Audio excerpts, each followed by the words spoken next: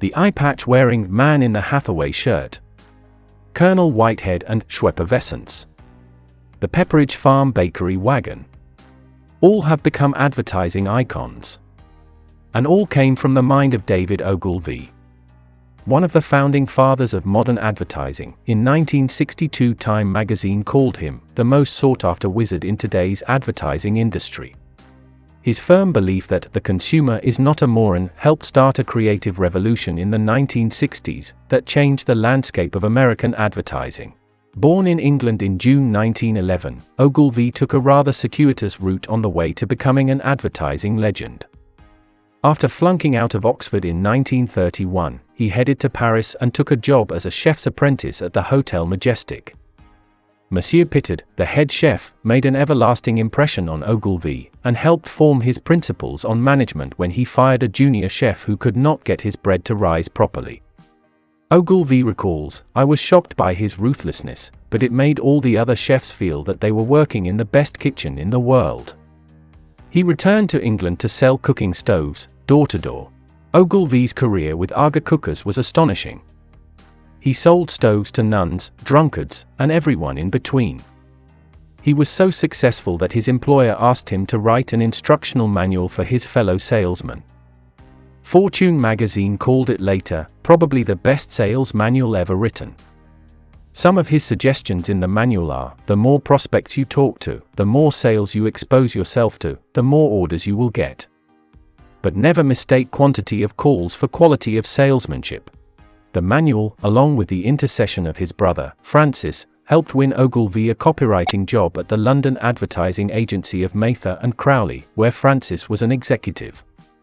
Advertising became a passion that consumed most of Ogilvy's time. He recalled, "I loved advertising, I devoured it. I studied and read and took it desperately seriously." Ogilvy's dedication soon paid off. Mather and Crowley promoted him to account executive. Assigned to study American advertising techniques, Ogilvy convinced Mather and Crowley to send him to the United States in 1938. He became fascinated with America and Americans, and at the end of 1939, he resigned from Mather and Crowley to take a position with research guru George Gallup. Ogilvy later called this the luckiest break of my life, and cited Gallup as one of the major influences on his thinking. Gallup's meticulous research methods and devotion to reality were the foundation of what would become the Ogilvy approach to advertising. During World War II, Ogilvy worked for British intelligence in the United States, collecting economic intelligence on Latin America, and he later served as second secretary at the British Embassy. After the war in 1945, Ogilvy and his wife moved to a farm in Amish country in Lancaster County, Pennsylvania. Ogilvy had fallen in love with the area while on a bicycle trip. Ogilvy tried his hand at tobacco farming, but found it physically and economically impossible to succeed. So in 1948, with the backing of his former employer, Mather and Crowley, Ogilvy laid the groundwork for the advertising agency that would eventually become known as Ogilvy and Mather. From the very beginning, Ogilvy avoided the quick sale, hard sell advertising style that was the standard at the time, in favor of a more long-term, soft sell approach.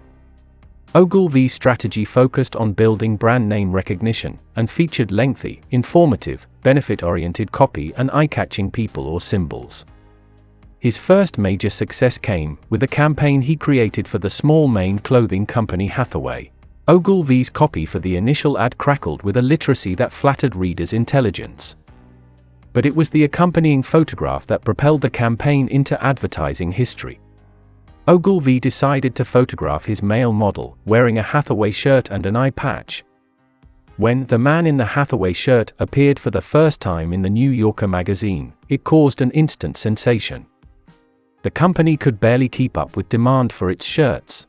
Ogilvy's reputation as a master of image and brand recognition was further enhanced when he took over the account of Schweppes, a British manufacturer of tonic water struggling to gain a foothold in America.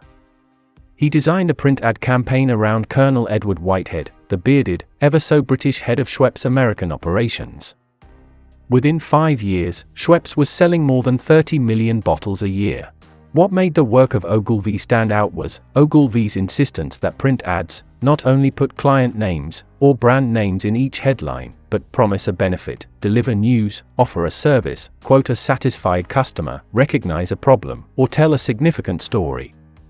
A perfect example of a classic Ogilvy headline is one he wrote in 1958 for Rolls-Royce. The ad reads like this: "At 60 miles an hour, the loudest noise in this new Rolls-Royce comes from the electric clock." This campaign helped double the company's American sales in a year. Throughout the 1960s and early 1970s, Ogilvy and Mather achieved tremendous success, with a stream of stunning work that not only generated sales for its clients, but also excited genuine industry admiration and earned numerous awards. Ogilvy became an icon to agency people, who were newly liberated by the post-war creative revolution he helped spark.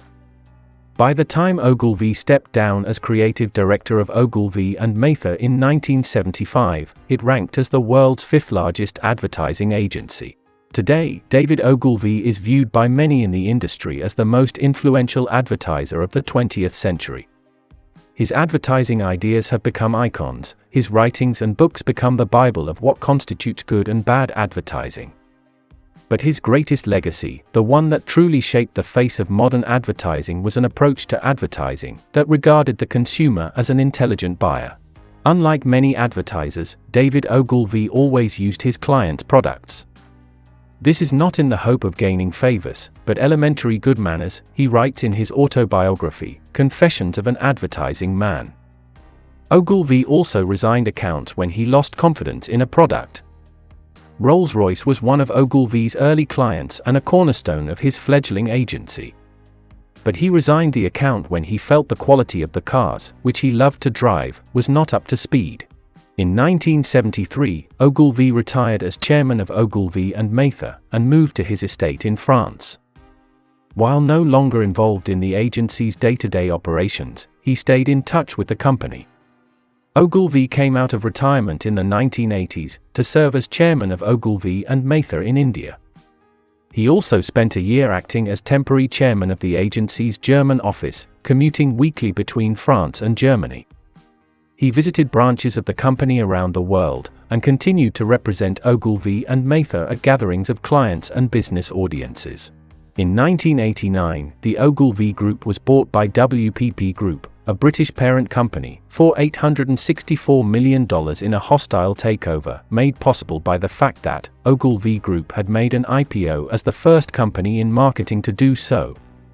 During the takeover procedures, Sir Martin Sorrell, the founder of WPP, who already had a tarnished reputation in the advertising industry following a similar successful takeover of J. Walter Thompson, was described by Ogilvy as an odious little jerk, and he promised to never work again.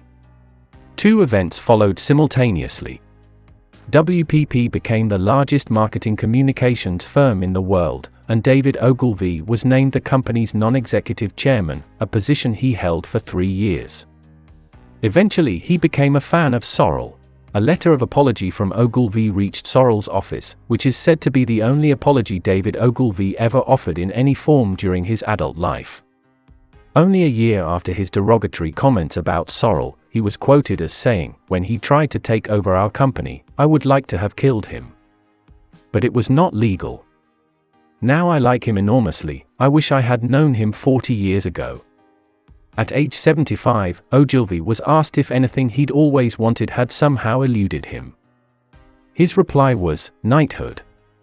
And a big family, 10 children."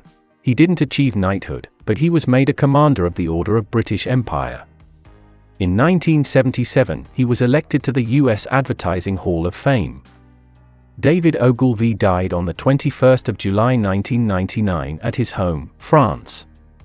Ogilvy remains one of the most famous names in advertising and is considered one of its original, dominant thinkers.